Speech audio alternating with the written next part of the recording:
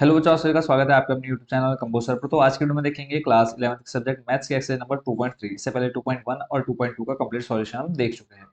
तो प्रश्न नंबर एक जो इसमें दे रखा है, इसमें कहा है निम्नलिखित संबंधों में कौन से फलन है, कारण का उल्लेख कीजिए। यदि संबंध एक फलन है तो उसका परिसर निर्धारित कीजिए। तो पहली लाइन आपने क्या देखी है यहाँ पे कि कौन से फलन है। अगर फलन है तो उसका परिसर आपको बताना है, और फलन है तो उसका कारण भी आपको देना है क्यों है। ठीक है। तो कोई भी अगर हम बात करें कि फलन कब होगा, ठीक है, तो कोई भी अगर हम बात करें संबंध या रिलेशन, फलन कब होता है बच्चों, जब आपके जो x और y, ठीक है, यहाँ पे हम देख लेते हैं, इसको डायग्राम से समझ लेते हैं। x के जो अवयव हैं, ठीक है, इधर आप देख रहे हैं y, ठीक है, x के मान लो हम अवयव मान लेते हैं 1 2 3 4। ऐसे ही y के हम अवयव मान लेते हैं 5 6 7 8। बहुत ईजी है इसको समझना। देखो, तो फलन कब होगा, जब x का प्रत्येक अवयव y के साथ क्या होगा, एक संबंध होगा, यानी x के प्रत्येक मान के लिए एक अद्वितीय मान होगा। यानी ठीक है, अद्वितीय मतलब एक भिन्न मान होना चाहिए। ठीक है, जैसे x का जो अवयव है एक है, उसके लिए जो अद्वितीय मान है या अद्वितीय अवयव है वो कितना है, 5। ऐसे ही 2 के लिए यहाँ पे हो जाएगा आपका 6, 3 के लिए हो जाएगा 7, और 4 के लिए हो जाएगा 8। ठीक है, इस कंडीशन में आप बोलेंगे कि यह क्या है, एक फलन है। ठीक है, एक कंडीशन आपको ये समझ में आ गई फलन होने की। फिर अगर हम बात करें इसके दूसरे कंडीशन की कि और क्या क्या कंडीशन हो सकती है फलन होने की, मैं आपको बता देता हूँ, एक्सप्लेन अच्छे से कर देता हूँ, ताकि आप जब भी हम क्वेश्चन करें कंफ्यूज ना हो बिल्कुल भी। ऐसे ही फिर से हम कोई एक अवयव और ले लेते हैं, एक अवयव कह रहा हूँ, दो ले लेते हैं हमारे एक्स और वाई। ठीक है, समझाने के लिए ये आपका एक्स हो गया, ये वाई हो गया। एक कंडीशन आपने देख ली फलन होने की, जब प्रत्येक अवयव के लिए एक अद्वितीय अवयव आपके लिए उपस्थित हो तब। या फिर एग्जांपल ले लेते हैं हम वापस 1 2 3 4, और इन सभी के लिए क्या हो, एक ही आपका क्या हो, y का मान हो, यानी एक ही अवयव हो। ठीक है, एक तो आपने देख लिया कि प्रत्येक अवयव के लिए जो x के अवयव हैं, उनके लिए क्या हो, अद्वितीय आपको दे रखे हो। ठीक है, पद आपको जो अवयव हो अद्वितीय दे रखे हो, यानी अलग अलग दे रखे हो प्रत्येक अवयव के लिए। ऐसे ही जो दूसरी कंडीशन है, उसमें आपको क्या दे रखा हो, प्रत्येक अवयव के लिए, ठीक है, प्रत्येक अवयव के लिए क्या हो, एक ही क्या हो, संबंध हो, एक ही संबंध हो। जैसे एक है, एक का 5 से रिलेशन हो जाएगा, 2 का 5 से, 3 का 5 से, 4 का 5 से। ठीक है, तो ये भी आपका क्या हो जाएगा, एक फलन होगा इस कंडीशन में भी। ठीक है, ये भी क्या हो जाएगा, फलन होगा। दो कंडीशन आपने देख ली फलन होने की। क्या देखा आपने, पहला पहला देखा कि प्रत्येक अवयव के लिए दूसरे जो y है उसमें भी आपके पास प्रत्येक अवयव के लिए एक अलग अलग अवयव होना चाहिए। ठीक है, ऐसे ही फिर आप देखेंगे कि दूसरी जो कंडीशन है उसमें क्या है, एक है सभी अवयव के लिए जो अवयव होना चाहिए वो एक पर ही बनना चाहिए। ठीक है, ये आपने दो कंडीशन देख ली। फिर एक तीसरी कंडीशन देखो, फलन होने की दो कंडीशन आपने ये समझ ली। तीसरी कंडीशन अगर हम बात करें, तो तीसरी कंडीशन में बच्चों क्या हो जाएगा, तीसरी कंडीशन यहाँ पे फिर से हम ले लेते हैं x, और ये आ जाएगा y। यहाँ पे भी हम अवयव ले लेते हैं 1 2 3 4। यहाँ पे हमने अवयव ले लिए 3 4 5 6।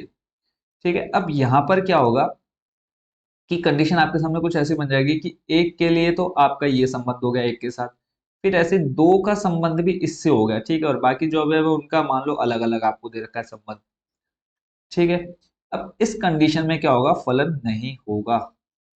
यानी x के अगर आपके दो अवयव हैं तो कोई भी दो अवयव किसी एक अवयव के साथ संबंध स्थापित नहीं कर सकते, अगर उसमें आपके पास y के पास और अवयव है तब। ठीक है, तो इस कंडीशन में क्या होगा, फलन नहीं होगा। आई होप बच्चों आप ये समझ गए होंगे कि कब फलन होगा और कब नहीं होगा। तीन कंडीशन आप समझ गए। अब देखते हैं इसके सॉल्यूशन को। ठीक है, तो अब ये जो क्वेश्चन है इसको हम नीचे ले आते हैं, और बहुत ज्यादा इजी अब आपके लिए हो चुका है ये पूरा समझना कि कब होगा और कब नहीं होगा। वन बाय वन इन दोनों सॉल्यूशन को देख लेते हैं। इसको मैं थोड़ा सा छोटा कर लेता हूँ, ताकि ये आपके सामने पूरा एक उसमें कवर हो जाए। ठीक है, ये इसको हम बिल्कुल शॉर्ट कर लेते हैं, और इस वाले क्वेश्चन को हम ऊपर रखते हैं। क्वेश्चन आप देख रहे हैं, पहले वाले में आपको दे रखा है 2,1 नंबर। हम डाल लेते हैं फर्स्ट का सॉल्यूशन, क्वेश्चन नंबर फर्स्ट का आंसर। ठीक है, इसको और थोड़ा बड़ा कर लेते हैं और ऊपर ले चलते हैं। मेन है कि देखो समझ में आना चाहिए। अब आपको ये पता चल चुका है कि कब फलन होगा और कब फलन नहीं होगा, अब आप इजिली इसका आंसर मुझे बता सकते हैं। तो फर्स्ट नंबर पे जो आपको दे रखा है कि 2,1 5,1 इसके अवयव हम सारे लिख लेते हैं यहाँ पर नंबर फर्स्ट डाल करके। नंबर फर्स्ट जो अवयव दे रखे हैं आपको 2,1, फिर आपको दे रखा है 5,1 5,1 और फिर आपको दे रखा है 8,1 8,1, फिर आपको दे रखा है 11,1 11,1 और फिर आप देखेंगे 14,1 14,1, फिर आप देखेंगे 17,1। ठीक है, ये आपको सारे अवयव दे रखे हैं और यहाँ पे आपको पता है पहला मान x का, दूसरा मान y का होता है। अगर हम इसके लिए एक आरेख खींचे, ठीक है, जैसा आप यहाँ पे ऊपर अभी देखा x और y के लिए, ऐसे ही अगर हम इनके लिए खींचे x और y के लिए, तो यहाँ पे जो आपके आ जाएंगे अवयव, चलो इनको हम थोड़ा अच्छे से ड्रॉ कर लेते हैं, क्योंकि जब हमारे पास है फैसिलिटी अवेलेबल तो हम इसको पूरा अच्छे से बना लेते हैं। सिंपल यहाँ से हम क्या ले लेते हैं, डायग्राम ले लेंगे। आकृति बनानी है और आकृति हमें कैसे चाहिए, एक सर्कल टाइप चाहिए, ओवल है ना। तो यहाँ से हम उठा लेते हैं,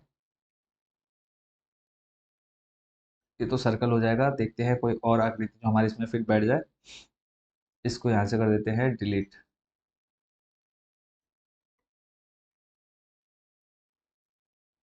ठीक है, इसको यहाँ से थोड़ा और कर देते हैं बड़ा, और यहाँ से इसको कर देते हैं हम थोड़ी सी लाइन, लाइन जो है थोड़ी मोटी। ठीक है, और इसके अंदर लाइन कलर कर देते हैं हम येलो। एक ही हो गया आपके पास, और ऐसे ही एक और हम यहाँ पे बना देते हैं आपके लिए, ताकि और अच्छे से आप इसको समझ पाए। तो आपके सामने आप देख रहे हैं आपके पास कितने आ चुके हैं, दो आगे। एक में हम दिखा देते हैं एक्स और एक में हम दिखा देते हैं वाई। ठीक है, ये हो जाएगा आपका किसके लिए, एक्स के लिए, और ये हो जाएगा आपका वाई के लिए। बात करते हैं अब। तो यहाँ पे देखो आपका पहला है दो, फिर आ जाएगा आपका एक, और फिर आ जाएगा, सॉरी दो एक नहीं दो, फिर देखो एक्स के बाद 5 8 11, 5 8 11, फिर है आपका 14, फिर है आपके पास कितना 17। ये आपके हो गए एक्स के। ऐसे ही वाई के आपके पास कितने, एक एक एक, सभी का एक ही है ना। तो यहाँ पे हम लिख देते हैं सिर्फ वन। अब देखो दो का रिलेशन एक से है, 5 का रिलेशन एक से है, 8 का रिलेशन एक से है, 11 का रिलेशन एक से, 14 एक से, और 17 एक से। सभी के लिए क्या आ रहा है, एक आ रहा है। तो बताओ ये फलन होगा या नहीं होगा। तो यहाँ पे आप देखेंगे जो आपकी सेकंड नंबर वाली कंडीशन आप देख रहे हैं कि सभी अवयवों के लिए क्या है, एक ही परिसर है। ठीक है, यानी जो y का मान है वो एक ही है। तो यहाँ पे आप बच्चों क्या लिख सकते हैं इसके आंसर में, सिंपल सा देखो, आप लिखेंगे कि जो प्रत्येक क्रमिक युग्म है, ठीक है, इसका क्या है, एक अद्वितीय घटक है। तो यहाँ पे हम लिखेंगे कि दिया हुआ संबंध क्या हो जाएगा, दिया हुआ संबंध, दिया हुआ संबंध क्या है, एक फलन है। और क्यों है वो आपने ये बना करके दिखा दिया, एक फलन है। कारण आपने देना है, कारण आप क्या लिखेंगे, क्योंकि प्रत्येक अवयव के लिए, प्रत्येक अवयव के लिए क्या हो जाएगा, प्रत्येक अवयव के लिए क्या हो जाएगा, प्रत्येक अवयव के लिए एक नियत अवयव है, एक नियत अवयव है। नियत मतलब एक स्थिर है जो चेंज नहीं हुआ है, एक ही है, एक नियत अवयव एक है। ठीक है, ये आपने कारण दे दिया है कि एक फलन है, क्योंकि प्रत्येक अवयव के लिए एक नियत अवयव उपस्थित है, एक अवयव उपस्थित है। यहाँ पे आप है की जगह खाली क्या कर देते हैं, उपस्थित है। ये आपने लैंग्वेज थोड़ी सी लिख देनी, क्योंकि आपसे कारण भी पूछा है। ठीक हो गया। फिर कहा है इसका परिसर बताना है। तो परिसर अब आपके लिए बहुत सरल हो चुका है, क्योंकि देखो सीधा अब जब एक्सरसाइज कर रहे थे कौन सी, 2.1 2.2, वहां पे हमने प्रांत परिसर सीख लिया था। तो y के मान को हम क्या बोलते हैं, परिसर बोलते हैं। तो y का मान देखो आपके पास कितना है, 1। तो सिंपल सा आप क्या लिख देंगे कि जो परिसर है वो आपका कितना हो जाएगा बच्चों, एक हो जाएगा। ठीक है, यहाँ पर परिसर में आपकी कोई प्रॉब्लम आपको नहीं होनी चाहिए। तो फर्स्ट नंबर हो चुका है कंप्लीट। ऐसे ही अब इसका सेकंड नंबर देख लेते हैं। तो क्वेश्चन जो है हमारा उसको जरा नीचे लेकर के आ जाते हैं। देखो मेन है कि पहला वाला अगर आपके समझ में आएगा तो अब आपको ज्यादा दिक्कत नहीं होने वाली है। या फिर हम एक काम कर लेते हैं, ये जो हमारा फर्स्ट नंबर है इसी को हम थोड़ा सा शिफ्ट कर देते हैं ऊपर, या फिर नीचे कहीं साइड में, बाद में हम इसको पूरा ओपन कर देंगे। ठीक है, तो फर्स्ट नंबर आपका हो चुका है कंप्लीट। अब देखना है सेकंड नंबर का आंसर। सेकंड नंबर बच्चों, आप लोग बताओ कि फलन होगा या नहीं होगा। ठीक है, फटाफट कमेंट बॉक्स में बता दो। इसको हम यहाँ से सिलेक्ट कर लेते हैं। ये पूरा आपका सिलेक्ट हो रहा है, तो यहाँ से कुछ एरिया ही हम सिलेक्ट कर लेते हैं नीचे का, कि सिर्फ हमारा इतना हिस्सा कवर हो जाए इसमें। ठीक है, ये कवर हो चुका है। इसको हम ले जाते हैं, एक स्मॉल कर लेते हैं, छोटा, और इसको डाल देते हैं एक साइड में। फर्स्ट नंबर आपका कंप्लीट हो गया। अब ऐसे ही हम यहीं पे देखेंगे सेकंड नंबर, और सेकंड नंबर के लिए हम इधर के ये अवयव कर देते हैं खत्म। ठीक है, ये अंदर के अवयव क्या कर देते हैं, हम कर देते हैं साफ, ताकि अब कोई प्रॉब्लम ना हो। सेकंड नंबर के लिए देखो सेम आपकी कंडीशन रहने वाली है जैसे अभी तक हमने किया। ऊपर मैंने आपको फलन के लिए बता दिया कि कब फलन होगा और कब फलन नहीं होगा। अब क्या काम करेंगे हम, नेक्स्ट जो है हमारा उसको हम यहाँ पर लिख लेंगे। ठीक है, अब फलन के लिए नेक्स्ट स्टेप जो है वो आपको यहाँ पे देखो अवयव दे रखे हैं 2 1 4। तो हम सीधा क्या करते हैं, यहाँ पे इसके अंदर लिख लेते हैं, जो हमने एक सर्कल जैसा बना रखे हैं। ठीक है, इसके अंदर हम जो अवयव दे रखे हैं हम उनको लिख लेते हैं, हम ज्यादा कुछ एक्स्ट्रा करने वाले नहीं है। आपको दे रखा है 2 4 6, एक्स के मान आपको दे रखे हैं 2, फिर आपके पास 4, फिर 6। आप एक वो लाइन पूरी लिख लीजिएगा पहले आप आंसर शीट में, 2 4 6, फिर 8 10 12, 8 10 12, फिर है आपके पास 14। और इधर अवयव की बात करें तो 1 2 3 4 5 6 7 दे रखे हैं। यानी 1 2 3, फिर 4, फिर है आपके पास 5, फिर 6 और फिर 7। अब आपको बताना है कि ये जो आपको दे रखा है इसमें ये फलन होगा या नहीं होगा। आई होप कि बच्चों आप ये अच्छे से अब तक आप सीख चुके हैं कि फलन कब होगा और कब नहीं होगा। ठीक है, अब यहाँ पे आप देखेंगे कि प्रत्येक अवयव के लिए यहाँ पे आपके पास एक अद्वितीय अवयव दिया हुआ है। एक 4 के लिए 3 2 है, 6 के लिए 3 है, 8 के लिए 4 है, ऐसे 10 के लिए 5, 12 के लिए 6 और 14 के लिए क्या है 7 है। तो सिंपल सा आप बोलेंगे कि दिया हुआ यह क्या है, एक फलन है। ठीक है, नंबर सेकंड लिखेंगे, नंबर सेकंड, और सेकंड में आंसर क्या लिखेंगे कि दिया हुआ संबंध क्या है, एक फलन है। दिया हुआ संबंध, दिया हुआ संबंध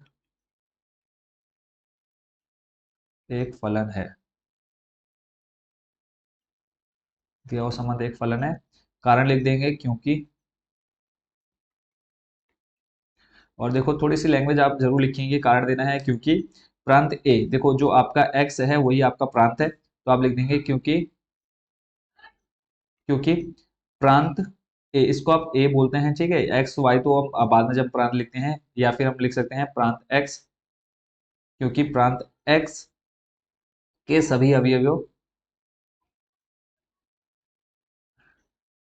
के सभी अवयवों, के सभी अवयवों के अद्वितीय, के अद्वितीय, अद्वितीय क्या है, प्रतिबिंब है या फिर अवयव है, जो आप लिखना चाह लिख सकते हैं। अद्वितीय प्रतिबिंब है, प्रतिबिंब यानी छायाचित्र आप बोल सकते हैं, प्रतिबिंब है। ठीक हो गया, बस इतनी लाइन आपने लिख देनी है कि अद्वितीय प्रतिबिंब है, जो कि आपको कहाँ पर प्राप्त हो रहे हैं, वाई में प्राप्त हो रहे हैं। कंप्लीट हो गया। अब इसके लिए आपको क्या लिखना है, परिसर लिखना है। सिंपल, आप परिसर आपको पता है परिसर क्या होता है, जो वाई के मान होते हैं, तो सिंपल आपने कर्ली ब्रैकेट डालना है और जो वाई के अवयव है वो सारे लिख दो।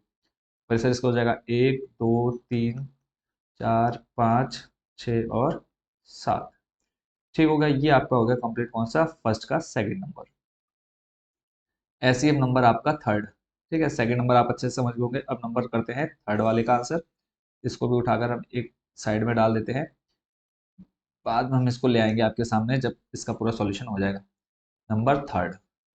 अब नंबर थर्ड की अगर हम बात करें, नंबर थर्ड में भी आपको सेम कंडीशन दे रखी है, उसी का यूज हम यहाँ पे कर देते हैं। यहाँ से इनको हम पहले कर देते हैं गायब। ठीक है, यहाँ से हम इनको हटा देते हैं ताकि आप हर एक क्वेश्चन को बहुत अच्छे से समझ सके। तो अब जो हमको अवयव दे रखे हैं हम उनको लिख लेते हैं। देखो यहाँ पे आपको अवयव जो दे रखे हैं, एक तरफ दे रखा है आपको 1 3, फिर 1 5, फिर 2 5। तो देख लेते हैं इसके आंसर को। तो सबसे पहले आपको दे रखा है, इधर x की बात करें तो 1 1 2, आपको दे रखा है 1, फिर आपको दे रखा है 1, और फिर आपको दे रखा है 2। ठीक है, अब अवयव तो हम क्या लिखेंगे, एक बार लिखेंगे तो यहाँ पे आपका एक अवयव है और यहाँ पे आपका दो है, और इधर आपको दे रखा है तीन पाँच पाँच, तीन और फिर दे रखा है आपको पाँच। ठीक है। अब बट जब आप क्वेश्चन में देखेंगे तो एक का संबंध तीन से भी है, एक का संबंध तीन से भी है, फिर आपको आगे दिख रहा है कि एक का संबंध पांच से भी है। ठीक है, और यहाँ पे दो का संबंध पांच से है। तो ये कंडीशन आपकी कौन सी बन रही है बच्चों, तीसरी वाली। तीसरी मैंने आपको एक्सप्लेन की थी कि फलन नहीं होगा, कब नहीं होगा, जब एक अवयव के लिए दो अलग अलग क्या हो, अवयव या फिर प्रतिबिंब उपस्थित हो। तो सिंपल सा आंसर आप यहाँ पे लिख देंगे नंबर थर्ड डाल करके, और पहले आप क्वेश्चन नोट करेंगे, फिर उसके बाद लिखेंगे कि यह एक फलन नहीं है, यह एक फलन नहीं है, यह एक फलन नहीं है। क्यों? क्योंकि क्योंकि प्रांत के अवयव एक के लिए एक के लिए दो भिन्न प्रतिबिंब उपस्थित है। ठीक है, ये आपने कारण दे दिया कि यह एक फलन नहीं है। जब फलन नहीं है तो यहाँ पे आपको अब क्या बताने की जरूरत नहीं है, परिसर बताने की जरूरत नहीं है। ठीक है, तो इसी के साथ आपका नंबर फर्स्ट हो चुका है कंप्लीट। अब इन तीनों क्वेश्चंस को हम यहाँ पर ले लेते हैं ताकि आप पूरे को अच्छे से समझ पाएं। ठीक है, तो तीनों आप आराम से वीडियो रोक करके देख सकते हैं, फर्स्ट सेकंड थर्ड नंबर। अब चलते हैं वापस नेक्स्ट क्वेश्चन की तरफ, क्वेश्चन नंबर सेकंड पर। क्वेश्चन नंबर सेकंड में कहा है निम्नलिखित वास्तविक फलनों के प्रांत तथा परिसर ज्ञात कीजिए। देखो प्रांत आपको पता है, प्रांत किसको कहते हैं, हम एक्स के मान को। प्रांत आपका क्या होता है, एक्स। और बात करें परिसर की तो परिसर होता है आपका वाई। ठीक है, परिसर क्या होता है, वाई, या फिर आप इसको बोलते हैं एफ ऑफ एक्स। ठीक है, ये भी आपका क्या है, परिसर है, एफ ऑफ एक्स, यानी ये जो एफ ऑफ एक्स हम लिखते हैं वो वाई ही होता है। ठीक है, तो इसमें कंफ्यूज नहीं होना है। तो अब देखो यहाँ पे फर्स्ट नंबर दे रखा है आपको, वास्तविक फलनों के प्रांत तथा परिसर ज्ञात करने हैं। तो आपको दे रखा है फंक्शन ऑफ एक्स। ठीक है, फंक्शन ऑफ एक्स आपको दे रखा है क्या, लिख लेते हैं उसको। तो यहाँ पे आ जाएगा F of x equal to दे रखा है, नंबर ही हम कर रहे हैं first, F of X minus mod X. ठीक है, अब यहाँ पे आपको जो दे रखा है, क्या दे रखा है, एफ ऑफ एक्स और माइनस मॉड एक्स। अब मॉड की कहानी अगर पहले हम बात करें मॉड की, तो मॉड बच्चों क्या होता है, मॉड का, इसको जो ये आप दो लाइनें देख रहे हैं इसको हम बोलते हैं मॉड। ठीक है, और मॉड में आपके पास कोई भी संख्या होती है। ठीक है, मान लो आप मॉड के अंदर एक्स का मान -10 रखेंगे। ठीक है, मॉड के अंदर -10 रखेंगे तो मॉड क्या करता है, उस माइनस को पॉजिटिव में चेंज कर देता है, यानी धनात्मक में आपका बदल देता है। आप 100 रखेंगे अगर धनात्मक, तो भी आपका आंसर कितना आएगा, 100 आएगा। और अगर आप मॉड में -100 रखेंगे तो भी आपका आंसर क्या आएगा, प्लस का 100 ही आएगा। ठीक है, मॉड से जब आप उसको क्या करते हैं, बाहर निकालते हैं। तो ये तो हो गई मॉड की कहानी। अब अगर मान लो यहाँ पर आप x का मान रखते हैं, एग्जाम्पल लेते हैं कि x का मान आपने 10 रखा, मॉड के अंदर आपने 10 रखा। ठीक है, तो जब आप उसको मॉड से बाहर निकालेंगे तब आपका आंसर कितना आएगा, 10 ही आएगा। बट सामने क्या लगा है, माइनस लगा है, तो आंसर क्या आएगा, -10 आएगा। ये मैं आपको इसलिए बता रहा हूँ क्योंकि आप x की कोई भी वैल्यू रखेंगे, x क्या है आपके लिए, प्रांत है, तो x का आप कोई भी मान रखेंगे तो f ऑफ x जो आएगा वो क्या आएगा, हमेशा ऋणात्मक आएगा। आप कोई भी मान रख लो, मान लो आप रख लो प्लस का 1000 रख लो। ठीक है, और जब आप इसको सॉल्व करेंगे, यहाँ पे मान रखेंगे तो देखो मॉड से बाहर निकालोगे तो 1000 ही आएगा, बट सामने क्या लगा है, माइनस लगा है, तो आंसर आपका किसमें आएगा, हमेशा ऋणात्मक ही आएगा। ठीक है, यहां तक आप समझ चुके हैं कि अगर आप इसको सॉल्व करते हैं, आप एक्स के कुछ भी मान रखते हैं, तो आपका जो आंसर आएगा वो ऋणात्मक ही आने वाला है। तो अगर हम बात करें प्रांत की, किसके, फर्स्ट नंबर यानी एफ ऑफ एक्स के प्रांत की बात करें, तो आप ये समझ चुके हैं कि जो प्रांत निकल करके आएगा वो जीरो से लेकर के, देखो एक हम x का मान 0 रखा, मॉड के अंदर 0 है, आंसर हमारा क्या आएगा, 0, और सामने अगर माइनस भी लगा है तब भी आप उसको क्या बोलते हैं, 0 ही बोलते हैं। तो बात करें हम इसके आंसर की कि हम इसमें लिखेंगे क्या, पहले तो हमें प्रांत और परिसर बताना है।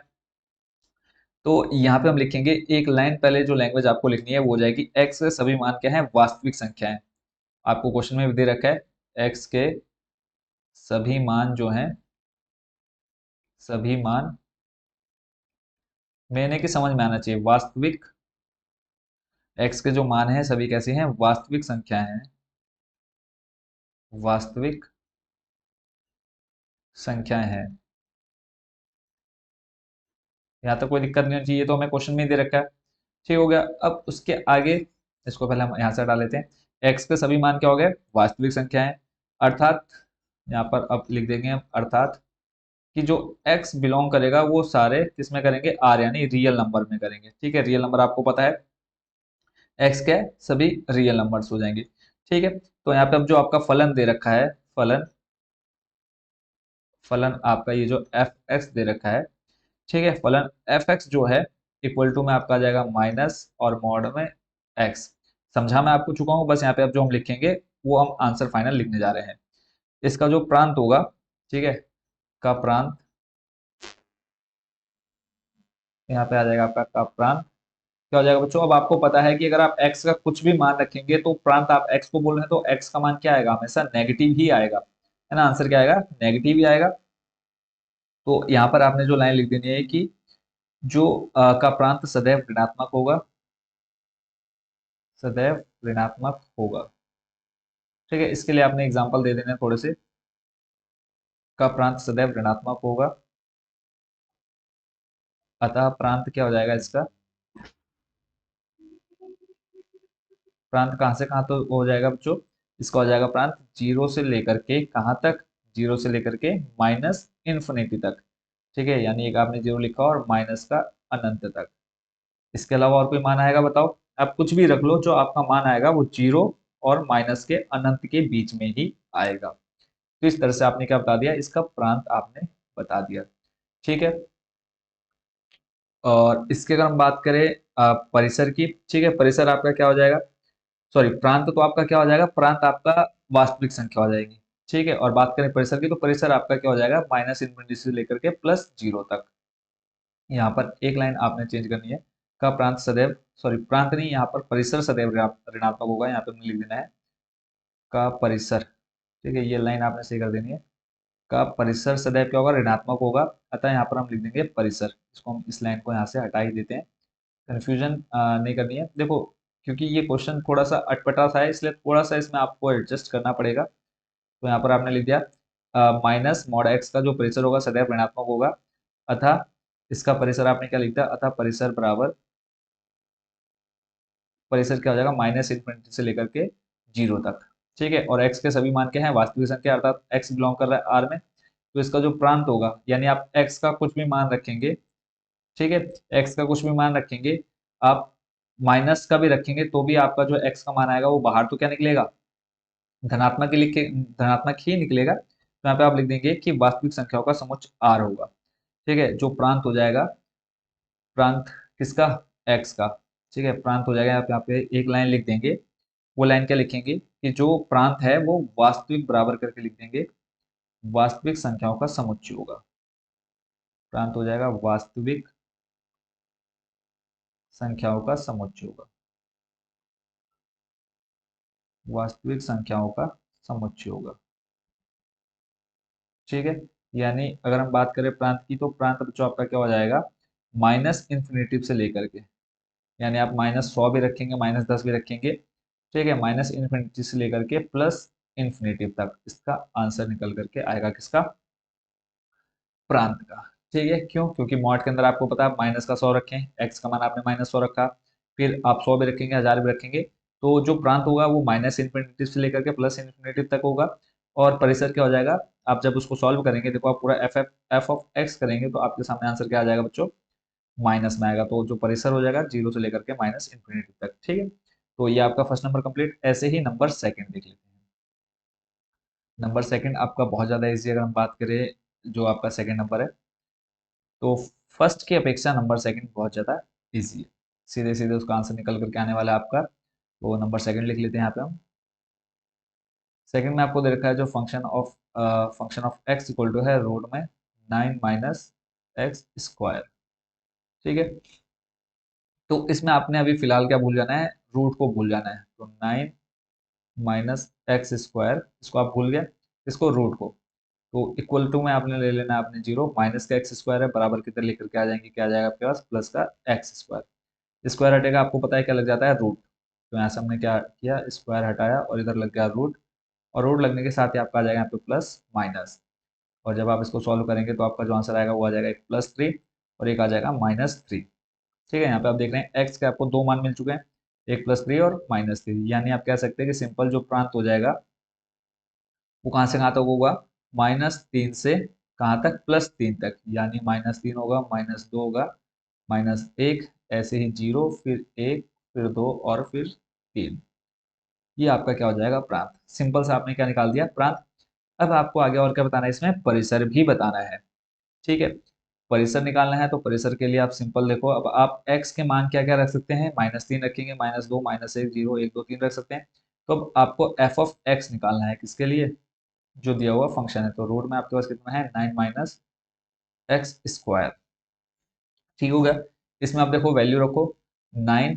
अब इसमें से आप कोई भी मान रख सकते हो, -3, -2, देखते हैं कि परिसर क्या आएगा, एफ ऑफ एक्स क्या आएगा। तो यहाँ पे आप x का मान -3 रखो, ठीक है, -3 रखा, इसका स्क्वायर किया। देखो अभी फिलहाल रूट को भूल जाते हैं हम, तो 9, देखो -3 का स्क्वायर करोगे कितना आ जाएगा, +9। देखो -3 गुणा -3 कितना आएगा, +9 आ जाएगा, और सामने क्या है -9 है।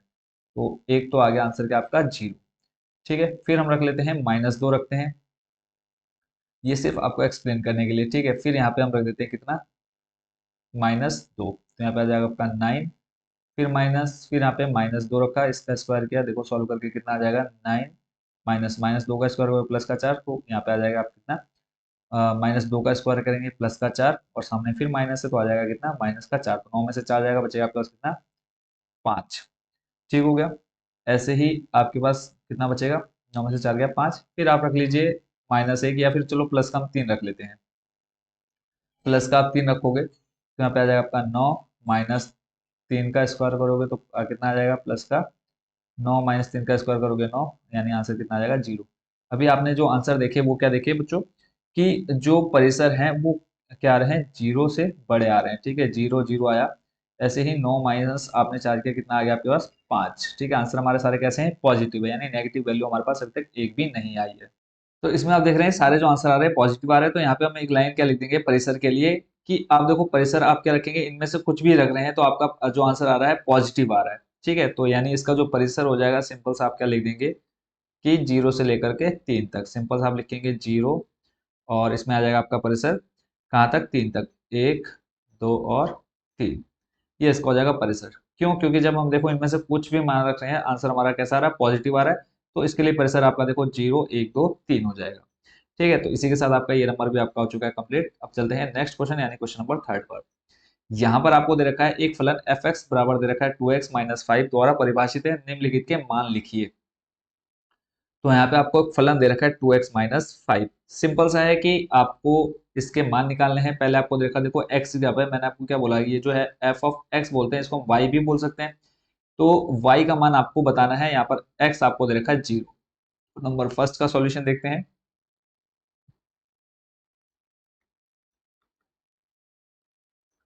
फर्स्ट नंबर में आपको दे रखा है फंक्शन जो दे रखा है f of x equal to है 2x-5। तो यहाँ पे f ऑफ 0, तो यहाँ पे आ जाएगा आपका 2 इंटू 0 -5। तो यहाँ पे आंसर जो आएगा, देखो 2 की मल्टीप्लाई 0 से कराओगे तो आंसर आ जाएगा आपका 0 -5। तो f ऑफ 0 जो हो जाएगा, जो आपका कितना आ जाएगा -5। इसमें सिर्फ इतना ही काम करना है। फिर है आपका नंबर सेकंड। नंबर सेकंड में आपको दे रखा है फंक्शन हम लिख देते हैं F x equal to 2x-5। तो यहाँ पे आ जाएगा एफ ऑफ, जो वैल्यू दे रखी है एफ ऑफ 7। ठीक है, तो यहाँ पे आ जाएगा 2 इंटू एक्स की वैल्यू 7 -5। सॉल्व करेंगे, 7 दूनी 14, -5, 14 में से 5 जाएगा, कितना बचेगा बच्चों आपके पास प्लस का 9। कंप्लीट। ऐसे ही थर्ड नंबर देख लेते हैं। थर्ड नंबर में फंक्शन आपको दिया हुआ है एफ ऑफ 3। ठीक है, तो यहाँ पे आ जाएगा पहले हम फंक्शन लिख लेते हैं F x equal to 2x-5। अब यहाँ पे x की वैल्यू कितनी है -3 आपको गिवन है, तो 2 इंटू एक्स आ जाएगा आप कितना -3, फिर -5। सॉल्व करेंगे, माइनस का 6 आ जाएगा, माइनस का 5। और दोनों को ऐड कर देंगे, क्योंकि माइनस है तो माइनस का 11 इसका आंसर हो जाएगा। इसी के साथ क्वेश्चन नंबर 3 भी हो चुका है आपका कंप्लीट। चलते हैं अब अगले प्रश्न नंबर 4 पर। क्वेश्चन नंबर 4 में बच्चों आपसे कहा है, स्क्रीन पर आप देख रहे हैं, इसमें कहा है बच्चों फलन टी सेल्सियस तापमान का फॉरेनहाइट तापमान में प्रतिचित्रण करता है। जो टी सी आपको दे रखा है temperature in Celsius 9c/5 plus 32 द्वारा परिभाषित है, निम्नलिखित को ज्ञात कीजिए। सेम वही जो क्वेश्चन नंबर 3 में किया वही काम अब आपको यहाँ पर करना है। तो फर्स्ट नंबर के लिए पहले तो हम इक्वेशन लिख लेते हैं। टी आपको दे रखा है, टी सी इक्वल टू दे रखा है 9c/5 प्लस 32। ठीक हो गया। अब यहाँ पर अगर हम बात करें सबसे फर्स्ट नंबर की, तो फर्स्ट नंबर में आपको दे रखा है कितना, T0, यानी जहां पर आपका सी है, देखो यहाँ पे टी साथ में क्या है, सी का मान यहाँ कितना दे रखा है 0। तो सिंपल सा इसमें आप वैल्यू रखेंगे। तो पहले हम लिख लेते हैं T0 इक्वल टू आ जाए आपका 9 इंटू सी की वैल्यू 0 अपॉन में 5 और प्लस कितना है 32। इसको सॉल्व करेंगे, देखो 9 की मल्टीप्लाई 0 डिवाइडेड बाई 5 प्लस 32। तो आंसर कितना आ जाएगा 0.50 प्लस 32। तो फाइनल इसका जो आंसर हो जाएगा T0 का कितना आ जाएगा 32। First number complete. ऐसे हम देखते हैं नंबर सेकंड।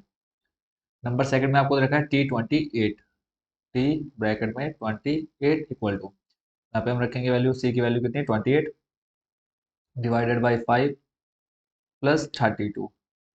वहाँ पे देखते हैं 9 की मल्टीप्लाई आप 28 से कराएंगे, कितना आ जाएगा 9 मल्टीप्लाई बाई 28, तो ये आ जाएगा 252। ठीक है, आप मल्टीप्लाई कर देखिए तो आएगा 252 डिवाइडेड बाई 5 प्लस 32। सॉल्व करना है, देखो 5 है, इसके अपॉन में आप 1 ले लीजिए।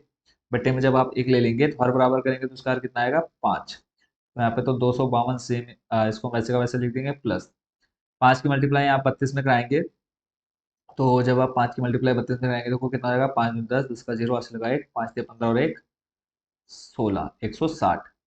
इन दोनों का आप जोड़ दो सिंपल। तो जब आप जोड़ेंगे देखो 0 और 2 2 हो जाएगा, 6 और 5 कितना हो जाएगा 5 6 11 का 1 हाथ से लगा 1, 2 और 1 3 और 1 4, टोटल कितना आ जाएगा 412। ठीक है, यहाँ तक आपको कोई प्रॉब्लम नहीं होनी चाहिए। तो फाइनल जो आंसर आ गया आपका कितना 412/5। इसको आप सॉल्व कर लीजिए सिंपल, जैसे आप डिवाइड करते हैं। देखो 5 8 हो जाएगा 40, कितना बचेगा आपके पास 1, फिर 2, 5 दूनी 10 बचेगा, फिर आपके पास 2, फिर यहाँ पॉइंट लगाया आपने 0 आ जाएगा, 5 को 20 यानी 82.4।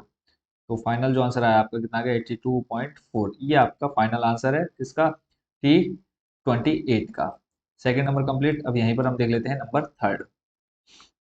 इसको हम नीचे कर लेते हैं या फिर यहीं साइड में कर देते हैं। नंबर थर्ड में आपको जो गिवन है वो है T-10। नंबर थर्ड जो है T-10 दिया हुआ है, तो यहाँ पर हम लिख लेते हैं नंबर थर्ड T-10। फंक्शन जो आपको दे रखा था वो था 9 इंटू सी की वैल्यू आपको दे रखी है -10 डिवाइडेड बाई 5 और प्लस 32। सॉल्व करते देखो 5 और यहाँ ये दोनों सॉल्व करेंगे, कितना आ जाएगा 5 2 जा 10 -2 की मल्टीप्लाई आप 9 से कराएंगे, 9 2 जा 18, 9 दूनी 18 -18 प्लस 32। और जब आप इसको सॉल्व करते हैं 18 में से -18 जब प्लस 32 में से आप सॉल्व करेंगे तो आपके पास जो आंसर आ जाएगा कितना आएगा, जल्दी से बताओ 14। ठीक है, यानी यहाँ पर आ जाएगा आपके पास 14। तो देखो ये आपने डिग्री सेल्सियस में बताना है, तो डिग्री सेल्सियस में आप इसमें लास्ट लाइन जरूर लिख देंगे। यहाँ पर आ जाएगा 82.4 डिग्री, यहाँ से 32 डिग्री। Number third complete. और अब जो देखना है नंबर फोर। नंबर फोर में जो आपको गिवन है, देखो यहाँ पे सी का मान जब टी सी 212, ठीक है, यानी अब यहाँ पे आपको पूरा दे रखा है क्या टी सी 212। पहले सिर्फ आपको देखो यहाँ टी और ब्रैकेट के अंदर वैल्यू दे रखी थी, अब बट यहाँ पे टी सी पूरा पूरा 212 दे रखा है, यानी यहाँ जो आप T28 लिख रहे हैं वहां पे आप कितना लिखना है, आपने 212 लिखना है। तो यहाँ पे आ जाएगा देखो टी सी, हम पहले पूरे क्वेश्चन को लिख लेते हैं। अब यहाँ पे आ जाएगा 9c/5 प्लस 32। अब इस पूरे की वैल्यू जो आपको दे रखी है वो कितनी दे रखी है 212, क्वेश्चन आपने अभी देखा 212। अब यहाँ पे हमें किसका मान निकालना है, सी का मान निकालना है, तो 9c/5 प्लस 32, प्लस का 32 है, इसको बराबर किधर लेकर के आ जाओ, कि हो जाएगा 212 माइनस 32 बराबर 9c/5। 212 में से आप 32 घटा दो, तो 212 में से 32 जाएगा, बचेगा आपके पास कितना, 180। अब देखो बट्टे में 5 है, किसमें आ जाएगा, गुणा में। ऐसे ही 9 ऊपर गुणा में है, सी के साथ आ जाएगा किसमें, बट्टे में। देखो 9 दूनी हो जाएगा 18, 20, और इधर बचेगा आपके पास सी। तो आपका जो सी का मान निकलेगा, देखो 5 दूनी हो जाएगा 10, और यहाँ पे देखो आपके पास 2 और पीछे आपका 0, 20, और 5 दूनी 10, तो सी बराबर कितना हो जाएगा, 5 दूनी 10 और एक 0, यानी 100 डिग्री। ठीक है, तो इस तरह से आपका नंबर 4 का 4 भी कंप्लीट हो चुका है। तो आई होप कि ये वाला क्वेश्चन आप अच्छे से समझ गए होंगे। कोई भी डाउट हो, कुछ भी पूछना हो, आप कमेंट बॉक्स में पूछ सकते हैं। चलते हैं आपके नेक्स्ट और आखिरी क्वेश्चन नंबर 5। यहाँ पर आपको बोल रखा है प्रत्येक फलन का परिसर ज्ञात करना है। बहुत ज्यादा इजी है। नंबर फर्स्ट से करते सॉल्यूशन स्टार्ट। नंबर फर्स्ट आपको दे रखा है function of x equal to 2 - 3x, और आगे आपको जो एक शर्त दे रखी है कि जो x है वो बिलोंग करता है किसको, रियल नंबर्स को, और जो x है वो क्या है, x की जो वैल्यू रहेगी वो क्या रहेगी, 0 से बड़ी रहेगी, यानी x का मान क्या होगा, 0 से बड़ा। तो ये आपको कंडीशन दे रखी है। तो इसका सॉल्यूशन देखते हैं, बहुत ज्यादा इजी है, और लास्ट क्वेश्चन है बच्चों इस एक्सरसाइज का और इस चैप्टर का।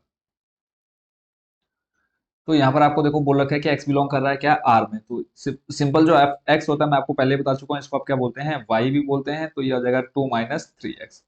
अब यहाँ पर जो बोला है कि x के जो मान होने चाहिए वो क्या होने चाहिए, 0 से कम होने चाहिए, यानी नेगेटिव होने चाहिए। तो यहाँ पे आप कुछ भी रखो, x का मान देखो आप 0 रखो। ले लेते हैं हम एग्जाम्पल, x इक्वल टू 0 रखा, तो y इक्वल टू कितना आ जाएगा, देखो 2 - 3 गुणा 0। तो 3 गुणा 0 3 आ जाएगा, तो y बराबर कितना आ जाएगा, 2। तो यानी आपका जो प्रांत होगा x, वो आ जाएगा 0, और जो परिसर हो जाएगा वो हो जाएगा 2। ठीक है, ऐसे ही फिर हम रख लेते हैं x equal to 1। X equal to 1 रखेंगे तो वाई इक्वल टू आ जाएगा आपका 2 - 3 इंटू 1। तो -3 की गुणा 1 से कराएंगे -3, और 2 में से -3 घटाएंगे, बचेगा आपके पास -1। यानी यहाँ पर आपको और जो मान मिल गया वो मिल गया एक्स आपका +1, और वाई आपको मिलेगा -1। ठीक है, यानी अब आप एक्स का कुछ भी मान रखेंगे, बट जो आपका परिसर आएगा वो क्या आएगा, नेगेटिव आएगा। तो इसके लिए सिंपल आपने क्या लिखना है, परिसर बराबर, बताओ क्या आएगा परिसर। स्टार्टिंग आपकी कहाँ से हो जाएगी, देखो माइनस इन्फिनेटिव तो रहेगा ही रहेगा, और ये कहाँ तक जाएगा, +2 तक। ये आपको मैंने आपको ये देखो निकाल करके दिखा दिया है। ठीक है, परिसर आप किसको बोलते हैं, वाई के मान को, तो वाई का मान 2।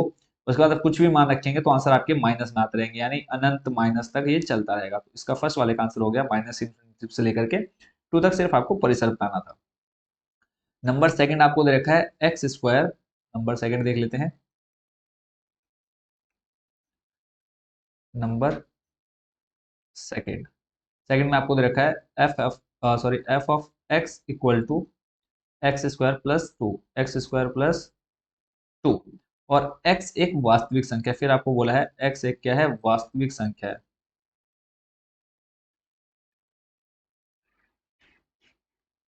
x एक वास्तविक संख्या है। अब इसी का यूज हमने करना है, तो यहाँ पे देखो अब फिर से क्या ले लेंगे, y ले लेंगे, और यहाँ पे आ जाएगा आपका x² + 2।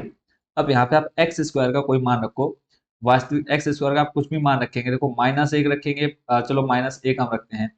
x² का मान हमने -1 रखा, स्क्वायर किया, +2, तो आपका जो आंसर आएगा वो क्या आएगा, धनात्मक ही आएगा। ठीक है, देखो -1 का स्क्वायर करेंगे तो आपका कितना आ जाएगा, +1, और ये आ जाएगा +2, कितना आ जाएगा, y इक्वल टू 3।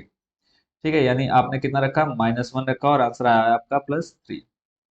बोल रखा है वास्तविक संख्या, ऐसे आप 0 रखो, y बराबर आ जाएगा x की जगह पे 0 रखा आपने, 0 का स्क्वायर किया, +2 आ जाएगा। तो जब आप इसको सॉल्व करेंगे तो y कितना आ जाएगा, 2, यानी x का मान आपने 0 रखा, y आ गया कितना, 2। ठीक है, यहाँ पे आप देख रहे हैं कि जो अभी तक आपने परिसर देखा है y, वो कैसा रहा है, धनात्मक रख रहा है। आपने नेगेटिव वैल्यू भी रख के देख ली, पॉजिटिव वैल्यू भी रख के देख ली, एक चाहे तो आप और रख के मान देख लो, और प्लस का 2 रख लो। ठीक है, 2 का स्क्वायर करेंगे +2, 2 का स्क्वायर 4, +2 कितना हो जाएगा, 6। देखो आपने प्लस का 2 रखा और y कितना आ गया, 6। यानी जो आपका परिसर आ रहा है, यानी y का मान आ रहा है, वो कैसा आ रहा है, सारा धनात्मक आ रहा है। अगर हम बात करें इसके आंसर की, यानी परिसर की, यानी इसके फलन का जो परिसर हो जाएगा, सिंपल सा आपने लिख देना है परिसर इक्वल टू कर्ली ब्रैकेट में, परिसर आपका कहाँ से कहाँ तक जा रहा है बच्चों, प्लस का 2 आया, देखो प्लस के 2 से लेकर के आपका इन्फिनेटिव यानी धनात्मक आएगा ही आएगा, आप कुछ भी वैल्यू रखेंगे तो 2 से लेकर के आपका चल रहा है प्लस इन्फिनिटी तक। ठीक है, कोई यहाँ कंफ्यूजन नहीं होनी चाहिए। 2 से लेकर के माइनस इन्फिनिटी तक ये आपका चलते रहेगा। ठीक है, अगला देखते हैं इसी का नंबर थर्ड और लास्ट क्वेश्चन आज का। इसमें आपको दे रखा है एफ एक्स जो फंक्शन है वो एक्स है। ठीक है, नंबर थर्ड है आपका, नंबर थर्ड आपको फंक्शन दे रखा है f of x equal to x, और इसी के आगे आपको लिखा है कि एक वास्तविक संख्या जो एक्स है, एक्स एक वास्तविक संख्या है, एक्स एक वास्तविक संख्या है। ठीक हो गया। अब यहाँ पे आपको बोल दिया है कि x जो है वो एक वास्तविक संख्या है, यानी y बराबर क्या हो जाएगा, x हो जाएगा। तो जो इसका परिसर हो जाएगा, देखो y बराबर क्या है, x है, आप x का मान कुछ भी रखेंगे तो वही y का मान आएगा, तो यानी वास्तविक संख्या ही आएगा आपका आंसर। तो यहाँ पे आप लिख देंगे बराबर क्या हो जाएगा, एक वास्तविक संख्या आएगी। एक वास्तविक संख्या, आप x का जो मान रखोगे वही आपका क्या आएगा, y का मान आएगा। तो इसका आंसर हो जाएगा एक क्या, वास्तविक संख्या। एक वास्तविक संख्या आएगी ना, बराबर क्या है, एक वास्तविक संख्या है, एक वास्तविक संख्या है। तो आप अगर इसका परिसर लिखेंगे तो लिखेंगे फलन का परिसर क्या हो जाएगा, परिसर बराबर बच्चों क्या हो जाएगा, वास्तविक संख्याओं का समुच्चय। वास्तविक संख्याओं का समुच्चय,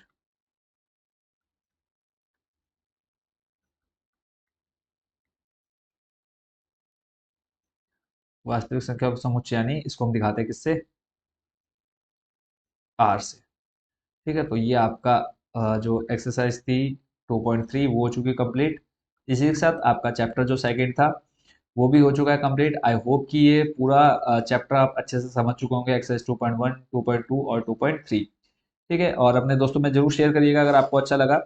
और जो भी आपको पूछना हो, कोई भी डाउट हो आपके बोर्ड से रिलेटेड, आपकी क्लास से, किसी भी सब्जेक्ट से रिलेटेड, आप तुरंत पूछ सकते हैं। आपको वेबसाइट मैंने बता रखी है पहले भी, composer.com, आप हमारी ऑफिशियल वेबसाइट पर जाएंगे।